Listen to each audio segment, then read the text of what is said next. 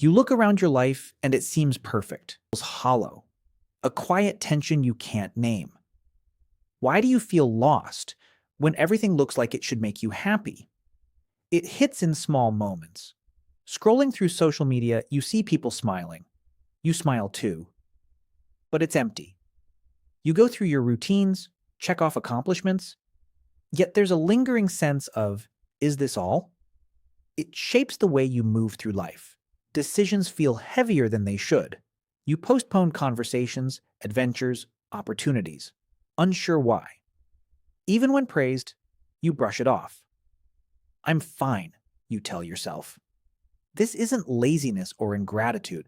It's a psychological pattern tied to identity and fulfillment, a mismatch between your external world and your inner compass. Your brain is built to seek meaning, not just comfort. Rewards like money, praise, or convenience activate dopamine. But meaning, purpose, a sense of alignment, that's a different system, slower, subtler, and far more complex. And when those systems are underactivated, your brain whispers, something is missing. You are not broken. Feeling lost in a life that looks perfect is an adaptation. Think about it. Your brain evolved to scan for mismatches between your environment and your values. This discomfort is a signal. Not a flaw, but a compass. It's your internal system nudging you toward growth. This is why some people sail through chaos happily, while others feel restless even in comfort. Your sensitivity is not weakness. It's a finely tuned radar. Here's what's happening in your brain. Your prefrontal cortex, the decision-making center, is comparing reality to expectation. When there's a gap, it triggers the anterior cingulate cortex, the error detector. You feel unease, frustration, restlessness. Meanwhile, your reward system, the dopamine pathways, keeps responding to external markers like promotions or likes.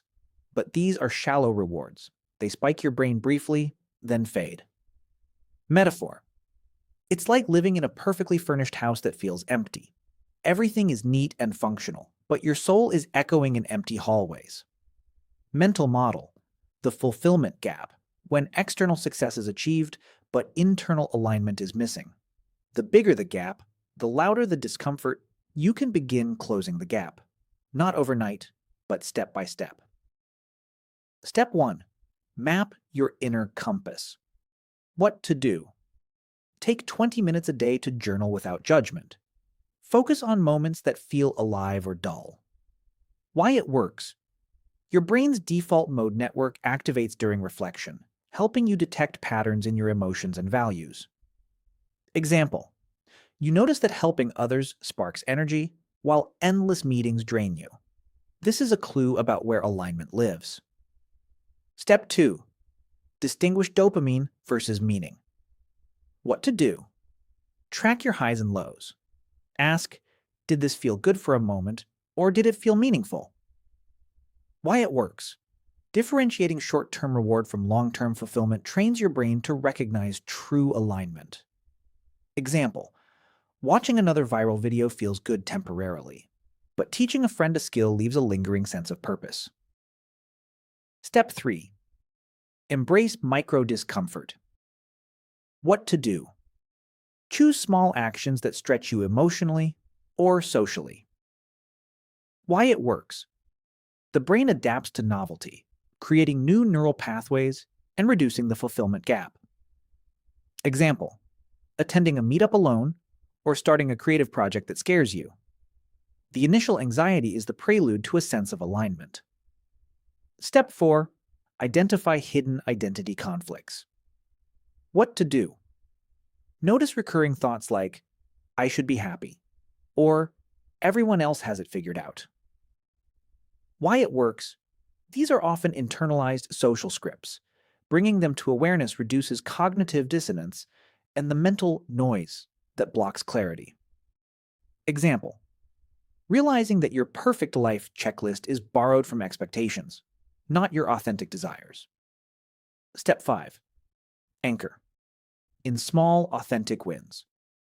What to do? Daily, do one thing that aligns with your core value, even if small. Why it works. The brain reinforces behaviors linked to identity and purpose more than external rewards. This gradually reshapes internal satisfaction. Example, choosing to write, sketch, or listen deeply to someone, rather than scrolling mindlessly. 6. Integration. Think of it as a simple mental model, external to internal to alignment. External markers, money, comfort, praise, can only carry you so far. Internal reflection maps what truly resonates with you. Alignment emerges when your choices match your inner compass, not just the world's checklist. Closing the fulfillment gap isn't a one-time fix. It's a continuous conversation between your brain, your values, and the life you live. 7. Quiet, empowering. Close you don't need to have it all figured out. The unease you feel is a signal, a quiet, persistent guide. Not a fault, not a failure. Sometimes feeling lost is the only way to discover who you